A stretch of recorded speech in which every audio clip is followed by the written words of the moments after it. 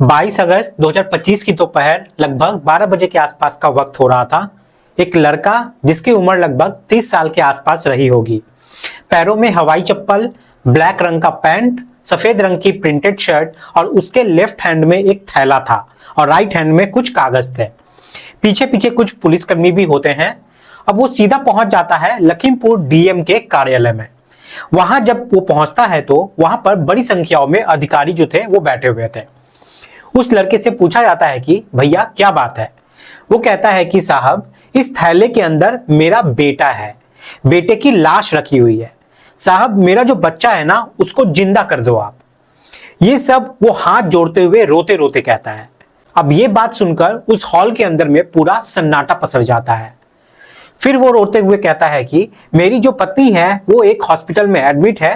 वो पूछ रही थी कि बच्चा कैसा है, तो उसे मैं झूठ बोल के आया हूं कि बच्चा ठीक है, लेकिन फिलहाल मशीन के अंदर रखा हुआ है। इतना कहना था कि वहां पे लोग सोचने पे मजबूर हो जाते हैं। सभी अधिकारी जो थे वो भावुक हो जाते हैं। कई अधिकारियों के आंखों में आंसू भी आ जाते हैं, ये सोचकर कि आखिरकार इस गरीब आदमी पर क्या बड़ी मुसीबत आ गई है। दरअसल आज की इस कहानी के माध्यम से हम यही सब बताने की कोशिश करते हैं कि आखिरकार पूरा मामला क्या है। नमस्कार, मैं मुकेश। आज की जो सच्ची घटना मैं आपको सुनाने जा रहा हूं, ये सच्ची घटना है उत्तर प्रदेश के जिला लखीमपुर की। ये 20 अगस्त 2025 की रात की बात है। एक महिला जिसका नाम रूबी है, उम्र जिसकी लगभग 27 साल के आसपास होती है, वो प्रसव पीड़ा से थोड़ी परेशान हो रही थी। उसको शायद बच्चा होने वाला था। तुरंत ही वो अपनी छोटी बहन से कहती है कि बहुत ज्यादा परेशानी हो रही है, तुम एक काम करो, अपने जीजा जी से मेरी बात करा दो। उसकी बहन अपने जीजा विपिन गुप्ता के पास जाती है और जाकर कहती है कि दीदी बहुत ज्यादा परेशानी में है और तकलीफ से गुजर रही है, तुम्हें वो बुला रही है। वो विपिन गुप्ता अपनी पत्नी के पास जाता है। उसकी पत्नी कहती है कि मुझे बहुत परेशानी हो रही है। फिर विपिन गुप्ता ने कहा, बिल्कुल परेशान होने की जरूरत नहीं है, एक काम करते हैं, यहाँ पास में जो प्राथमिक स्वास्थ्य केंद्र है बिजुआ, वहां चलते हैं। अब ये प्राथमिक स्वास्थ्य केंद्र बिजुआ में रात में ही पहुंच जाते हैं। डॉक्टर कहते हैं कि अभी बच्चा होने में कुछ वक्त बाकी है, आप एक काम करो, इन्हें जिला हॉस्पिटल लखीमपुर लेके चले जाओ। अब विपिन उसका उपचार कराने के लिए सरकारी हॉस्पिटल में उसको एडमिट करा देता है। एडमिट तो उसने करा दिया था, लेकिन उसकी हालत में कोई सुधार नहीं हो पा रहा था। परेशानी यहाँ पे लगातार बढ़ती चली जा रही थी।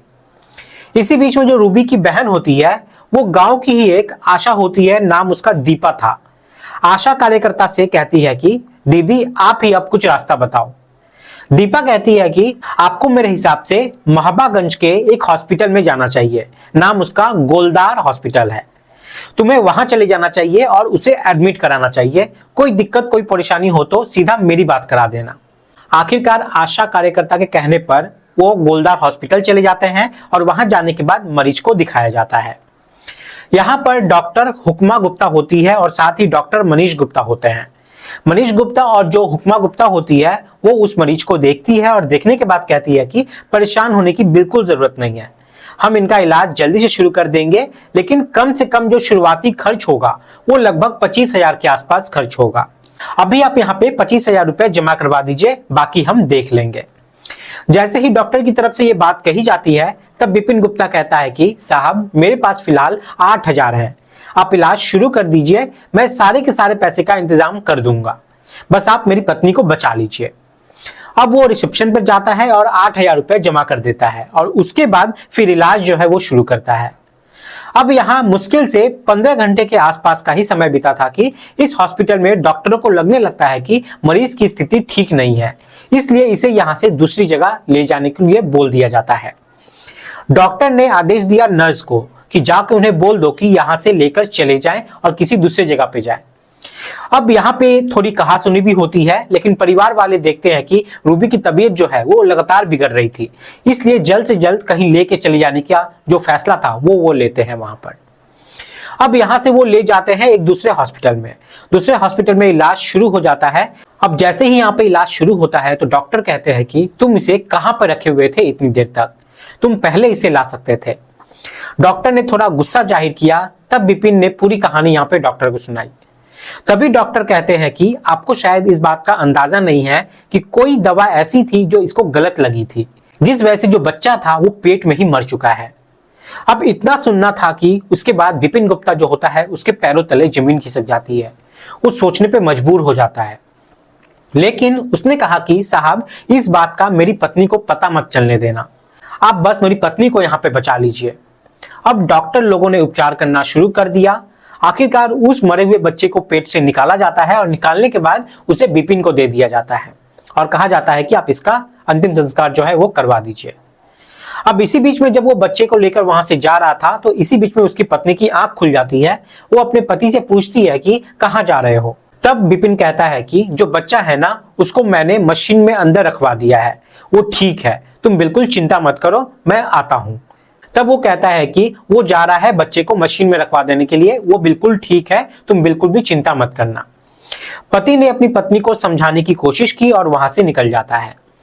अब वो उस बच्चे को अंतिम संस्कार के लिए उसे लेके जा रहा था, लेकिन वो यहाँ से अपना रास्ता जो है वो बदल लेता है। वो अपने बच्चे को एक कपड़े में लपेटता है और फिर एक थैले में रखता है। फिर एक कागज पर अपनी पूरी दर्द, अपनी पूरी परेशानी को बयां करता है और उस कागज को और उस थैले को लेकर सीधा डीएम के ऑफिस पहुंच जाता है। वहां अंदर तमाम बड़े अधिकारी जो जिले स्तर पे थे वो सब बैठे हुए थे। उस थैले वाले व्यक्ति को जब देखा जाता है तब उससे बातचीत की जाती है और पूछा जाता है कि क्या हुआ है। तब वो रो रो कर अपनी पूरी कहानी जो है वो बयां करता है। कहानी सुनने के बाद बैठे हुए अधिकांश अधिकारियों की आंखों में आंसू आ चुके थे। अब यहां से सीएमओ डॉक्टर संतोष कुमार गुप्ता, साथ ही जो एसडीएम अश्वनी कुमार सिंह अपनी टीम के साथ सीधा उसी गोलदार हॉस्पिटल में पहुंच जाते हैं। वहां जाने के बाद जांच पड़ताल करना शुरू करते हैं तो देखते क्या है कि उस हॉस्पिटल का जो नवीनीकरण है वो अभी तक हुआ ही नहीं था। अब तत्काल प्रभाव से उस हॉस्पिटल को सील कर दिया जाता है। उसमें जो मरीज एडमिट थे उन्हें जिला अस्पताल में शिफ्ट कर दिया जाता है। अब इसके बाद ये मामला डीएम तक पहुंचता है। डीएम यहां होती है दुर्गा शक्ति नागपाल। दुर्गा शक्ति नागपाल उस हॉस्पिटल में पहुंच जाती है जिस हॉस्पिटल के अंदर रूबी का इलाज चल रहा था। अब डीएम साहिबा यहाँ पे कहती हैं कि इसके इलाज में चाहे कितना भी रुपया खर्च हो जाए, सब के सब पैसे का इंतजाम डीएम साहिबा करेंगी, इसलिए इसके किसी भी तरह की कोई परेशानी, कोई दिक्कत नहीं होनी चाहिए। अब ये मामला सोशल मीडिया पे बहुत तेजी के साथ वायरल हो जाता है। अखबारों ने इस मामलों को बड़ी प्रमुखता के साथ प्रकाशित भी करते हैं। मामला अब उप मुख्यमंत्री ब्रिजेश पाठक तक पहुंचता है। वो असल में उत्तर प्रदेश के स्वास्थ्य मंत्री भी होते हैं। अब उन्होंने उस आशा को नोटिस जारी कर दिया जिस आशा के कहने पर विपिन अपनी पत्नी रूबी को उपचार के लिए उस प्राइवेट हॉस्पिटल में भर्ती कराया था। उससे ये कारण पूछा जाता है कि तुम कारण बताओ कि तुमने उसको यहाँ से प्राइवेट हॉस्पिटल क्यों भेजा। वैसे सच मायने में कहे तो ज्यादातर सरकारी हॉस्पिटल की जो स्थिति होती है वो कैसी है वो किसी को बताने की जरूरत नहीं है, जबकि हर साल जब बजट पास होता है तो पता चलता है कि इतने लाख करोड़ रुपए हमने जारी कर दिए हैं। आखिरकार वो कहां जाते हैं कहां नहीं जाते हैं इसका आउटपुट भी दिखाई नहीं देता, लेकिन लाखों रुपए का यहाँ पे बात जो है वो जरूर की जाती है।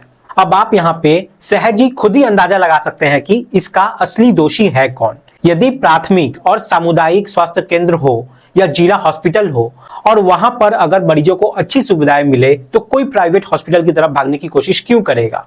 यहाँ पे तो लोग सिर्फ मजबूरी में जाते हैं और उन मजबूर लोगों के पास उतना पैसा भी नहीं होता जिससे वो वहां पे इलाज करवा सके।